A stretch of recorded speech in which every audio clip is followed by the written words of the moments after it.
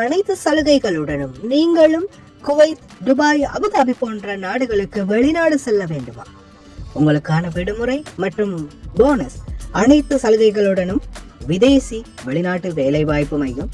தொடர்புகளுக்கு இப்போதே அலையுங்கள் 0742-800-8000. அஸ்ஸலாமு அலைக்கும் வரஹ்மத்துல்லாஹி வபரகாத்துஹு. அன்பாத அனைத்து உறவுகளுக்கும் இனிய காலை வணக்கம். உங்கள் மீது சாந்தியும் சமாதானமும் உண்டாக எல்லாம் வல்ல இறைவனை பிரார்த்தித்தவனாக இன்றைக்கும் குவைத்துடைய பல முக்கியமான செய்திகளை பற்றி தான் பார்க்க போகிறோம். வீடியோவை கடைசி வரைக்கும் பாருங்க. தெரியாத நண்பர்களுக்கும் மறக்காம ஷேர் பண்ணுங்க. வீடியோ பிடிச்சிருந்தா ஒரு லைக் பண்ணுங்க, சப்ஸ்கிரைப் பண்ணுங்க, தொடர்ந்தும் சப்போர்ட் பண்ணுங்க. குவைத்துடைய டினார் மதிப்பு மூலதா பார்த்தரலாம். இலங்கைக்கான ரூபாயில் ஒரு தினாரின் மதிப்பு 1072 ரூபாய் 96 உள்ளது. இந்தியாவின் ரூபாயில் ஒரு தினாரின் மதிப்பு 311 ரூபாய் 13 உள்ளது. இது அல் முசைன் எக்ஸ்சேஞ்சினுடைய அப்ளிகேஷன் ஆன்லைன் ரேட் ஆகும். குவைத்துடைய பல பகுதிகளிலையுமே அல் முசைன் எக்ஸ்சேஞ்ச் பிரான்ச் இருக்குது. அதே மாதிரி ஜமியாக்கள்லையுமே அவங்களுடைய மெஷின் இருக்குது. உங்களுடைய பணத்தை அனுப்பிக்கொள்ள முடியும். குவைத்துடைய பல எக்ஸ்சேஞ்சுகள்லையுமே அக்கௌண்ட் நம்பரை மறைச்சிடுறாங்க. இதை பற்றியும் உங்களுக்கு தொடர்ந்துமே தெரியாது. நீங்கள் ஏதாவது ஒரு புதிய எக்ஸ்சேஞ்சுக்கு பழைய பற்றி சீட்டோட போகிறீங்களா இருந்தால் நிச்சயமாக அதில் அக்கௌண்ட் நம்பர் சரியாக இருக்கா அப்படின்றத செக் பண்ணிக்கோங்க. அப்படி இல்லாத பட்சத்தில் எழுதிட்டு போனாலும் பிழை இல்லாத அக்கௌண்ட் நம்பரை எழுதிட்டு போங்க. ஏதாவது ஒரு நம்பர் பிழைத்தாலும் கூட உங்களுடைய பணம் நாட்டுக்கு போய் சேராது.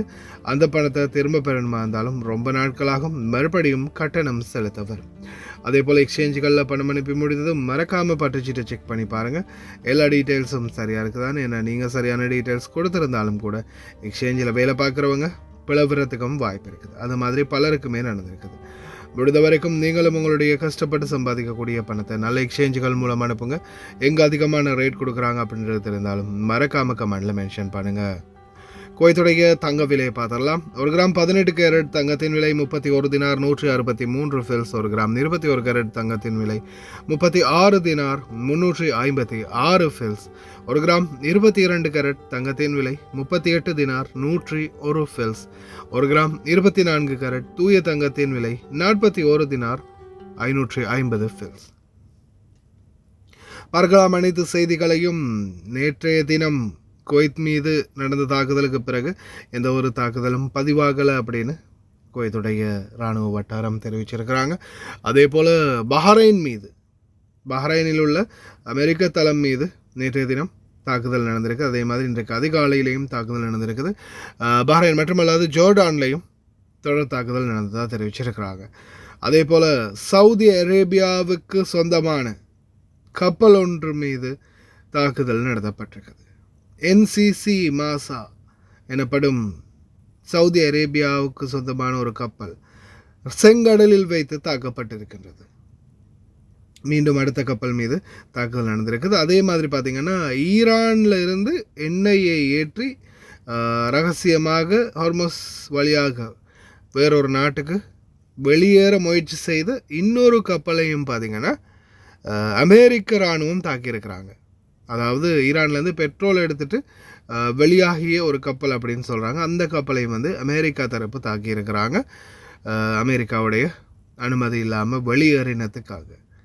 உள்ளே இவனுங்க அடிக்கிறானுங்க, வெளியே போனால் அவனுங்க அடிக்கிறானுங்க, என்னாங்களாடே அப்படின்ற மாதிரி தான் இருக்குது நம்மளுடைய நிலைமை. அதே போல் தற்போது இந்த பிரச்சனைக்கு ஒரு முற்றுப்புள்ளி வைக்கும் வகையில் பேச்சுவார்த்தைகள் இடம்பெறலாம் அப்படின்னு தெரிவிக்கிறாங்க. இந்த பேச்சுவார்த்தைக்கான தீர்மானங்கள் என்ன மாதிரியான ஒரு முடிவை எட்டும் அப்படின்றது யாராலையும் வியூகிக்க முடியாத ஒன்றாக இருக்கிறதாகவும் தெரிவிக்கிறாங்க. அதெல்லாம் கணிக்க முடியாது. இவனுங்க எப்போ அடிச்சுக்குவானுங்க, எப்போ சேர்ந்துக்குவானுங்கன்னு தெரியாது. இருந்தாலும் பேச்சுவார்த்தையும் நடத்தி பார்க்கலாம் பாகிஸ்தான் வழியாக அப்படின்ற ஒரு முடிவுக்கு வந்திருக்காங்க. பார்க்கலாம் என்னதான் நடக்க போகுது, கடைசியில் எங்கே தான் போய் முடிய போகுதுன்றதை பொறுத்திருந்து பார்ப்போம். அதே போல் குவைத்துடைய பல பக்காலாக்களில் பார்த்திங்கன்னா சோதனைகள் நடக்குது. அதாவது சின்ன பிள்ளைங்களுக்கு ரெட் பூல் விற்கக்கூடாது, 18-21 வயசு குறைஞ்சவங்களுக்கு சிகரெட் விற்கக்கூடாது, இந்த மாதிரி பல சட்டங்கள் இருக்குது.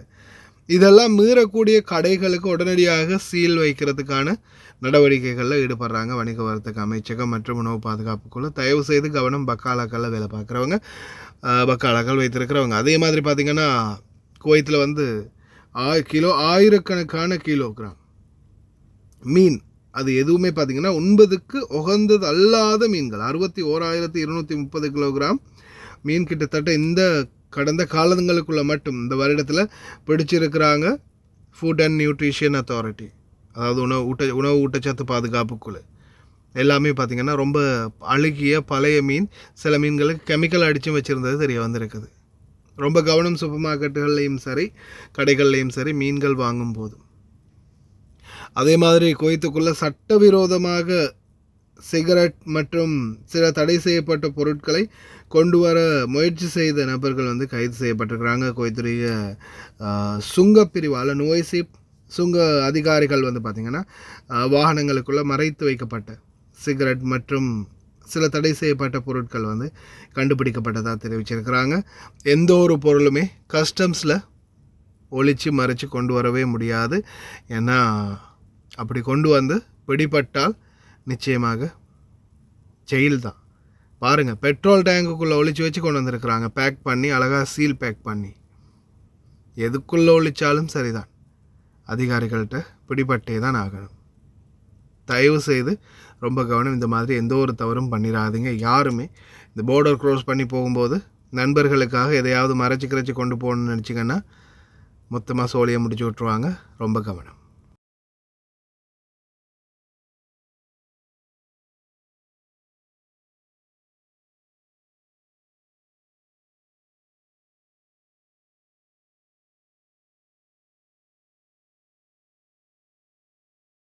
லயன் எக்ஸ்பிரஸ் கார்கோ, நம்பகமான கார்கோ. இதோ நீங்களும் தொடர்பு கொண்டு உங்களுடைய கார்கோ பொருட்களை அனுப்பலாம். 90 93 61 67 தொடர்புக்கான இலக்கம் 66 16 84 14. இன்னொரு இலக்கம் 55 17 27 47. அதே போல் இன்னுமொரு இலக்கம் 50 53 79 39. இன்னுமொரு இலக்கம் 99 69 84 94. இப்போது உங்களுக்கும் குவைத்தில் இருந்து ஏர் கார்கோ மூலம் உங்களுடைய பொருட்களை இலங்கை தாய் நாட்டுக்கு பாதுகாப்பாக அனுப்ப லயன் எக்ஸ்பிரஸ் கார்கோவை இப்போதே அழையுங்கள். 65675177 என்ற தொலைபேசி இலக்கத்திற்கு. دانت دولة الإمارات العربية المتحدة بأشد العبارات تجدد الهجمات الإيرانية التي استهدفت دولة الكويت ومملكة البحرين والمملكة الأردنية الهاشمية بالصواريخ والطائرات المسيرة. وذكرت وزارة الخارجية الإماراتية في بيان أمس الجمعة أن هذه الهجمات تمثل انتهاكا صارخا لسيادة الدول الشقيقة وتهديدا لأمنها واستقرارها. وجددت الوزارة تضامن دولة الإمارات الكامل مع دولة الكويت ومملكة البحرين والمملكة الأردنية الهاشمية، مؤكدة دعمها لكل ما من شأنه حفظ أمنها واستقرارها. أعلنت الهيئة العامة للنقل في المملكة العربية السعودية أمس الجمعة تعرض السفينة NCC ماسا التابعة لإحدى الشركات السعودية لاستهداف أثناء إبحارها في البحر الأحمر، ما أسفر عن إصابة طفيفة في بدن السفينة. ونقلت وكالة الأنباء السعودية عن مصدر مسؤول في الهيئة قوله إن السفينة واصلت إبحارها إلى وجهتها بعد التأكد من سلامتها وسلامة جميع أفراد طاقمها. وأضاف أن استمرار هذه الاستهدافات تمثل انتهاكا للقانون والأعراف الدولية والتي تضمن سلامة السفن التجارية وطاقمها. أعرب الأمين العام للأمم المتحدة أنطونيو غوتيريش عن بالغ القلق لاستئناف الحوثيين المدعومين من إيران هجماتهم على سفن في البحر الأحمر، الأمر الذي من شأنه مفاقمة التوترات الإقليمية بحسب ما جاء في بيان للناطق باسمه. وقال ستيفان دوجاريك إن قيام الحوثيين بشن هجمات بصواريخ وطائرات مسيرة على ناقلتي نفط سعوديتين ليلة الأربعاء يهدد بمفاقمة التوترات الإقليمية وتوسيع دوامة التصعيد مع خطر انزلاق اليمن في النزاع الإقليمي. أعلنت الهيئة العامة للنقل في المملكة العربية السعودية أمس الجمعة تعرض السفينة NCC ماسا التابعة لإحدى الشركات السعودية لاستهداف أثناء إبحارها في البحر الأحمر، ما أسفر عن إصابة طفيفة في بدن السفينة. ونقلت وكالة الأنباء السعودية عن مصدر مسؤول في الهيئة قوله إن السفينة واصلت إبحارها إلى وجهتها بعد التأكد من سلامتها وسلامة جميع أفراد طاقمها. وأضاف أن استمرار هذه الاستهدافات تمثل انتهاكا للقانون والأعراف الدولية والتي تضمن سلامة السفن التجارية وطاقمها. نعم، تعرضت إحدى محطات الوقود الكهربائية وتقنين المياه صباح اليوم بهجوم يعني بمسيرات أدى إلى اندلاع حريق يعني أكثر من المتوسط داخل مرافق المحطة. أيضا تضررت بعض وحدات التوليد وباشرت الفرق عملها. كان هناك طبعا حضور واضح للجهات الأمنية والدفاع المدني وكذلك السيطرة على الحريق بسرعة الممكنة، واحترازيا تم إطفاء بعض الوحدات التوليد الأخرى لضمان عدم تأثرها في الحريق الذي اندلع.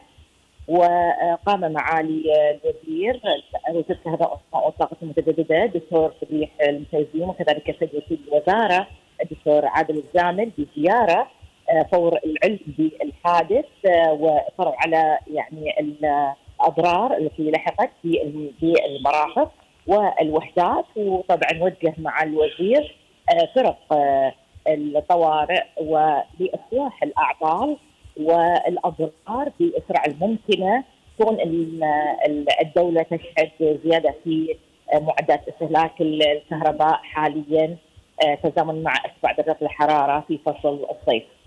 مهندسة فاطمة، ما مدى انعكاس هذا الضرر في وحدات الكهرباء على المنظومة الكهربائية في البلاد؟